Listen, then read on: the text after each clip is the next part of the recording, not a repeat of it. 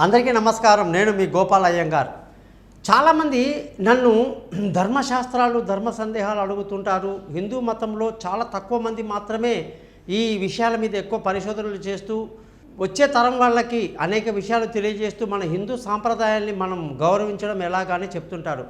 మీకు ఎందుకు ఈ విషయం ముఖ్యంగా ఇవాళ చెప్పదలుచుకున్నానంటే, చాలామంది స్త్రీలు ముఖ్యంగా మరణించిన తమ తల్లిదండ్రులకు మేము అంతిమ సంస్కారం చేయొచ్చా అని ప్రశ్నిస్తూ ఉంటారు. పురాణాల్లో కొన్ని సంఘటనలలో స్త్రీలు తమ యొక్క తల్లిదండ్రులకు సంస్కారం చేసిన సంఘటనలు ఉన్నాయి.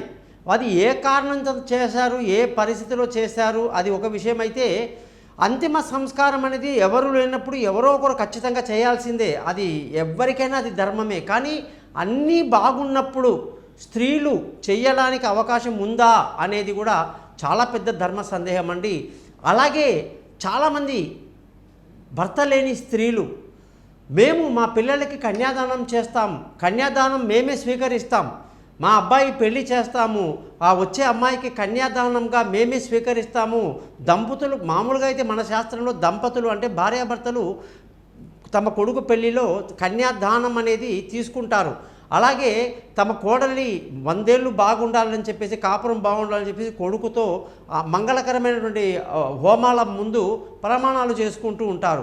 అటువంటి పరిస్థితిలో భర్త లేని స్త్రీ తాను నేనే ఈ యొక్క కన్యాదానం స్వీకరిస్తాను అని చెప్పి చేయటం వల్ల వచ్చేటువంటి పరిణామాలు మంచివా చెడువా అనేది కూడా ఈ ధర్మశాస్త్రం చాలా అద్భుతంగా చెబుతుంది.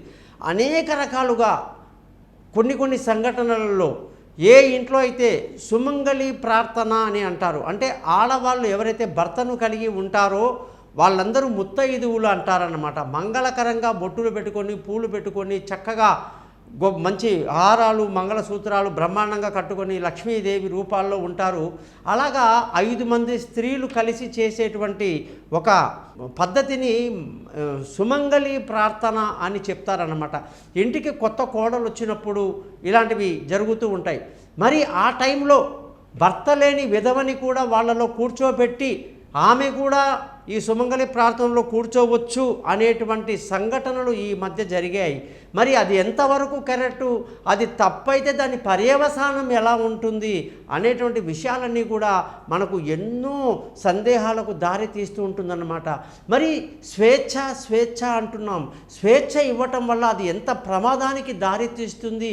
అలా అని చెప్పేసి కట్టడి చేసి అన్నిటినీ కూడా గోప్యంగా పెట్టి గుమ్మనంగా పెట్టడం కూడా చాలా తప్పే. మరి స్వతంత్రం వస్తే ఎన్ని తప్పులు జరుగుతున్నాయి అనేది కూడా మనం చాలా బాగా తెలుసుకోవాలి. ప్రతి ఒక్కళ్ళు కూడా జ్ఞానవంతులై ఆలోచనతో వివేకంతో ఏ సమస్య అయినా సరే వచ్చినప్పుడు దాన్ని పెద్ద మనసుతో ఆలోచించి ఎందుకు ఇటువంటి అశాస్త్రం జరుగుతుంది, తప్పుడు నిర్ణయాలు చాలామంది తీసుకుంటున్నారు అనేటువంటి విషయాల మీద కూడా ఒక చర్చాగోష్ఠి జరగాలి.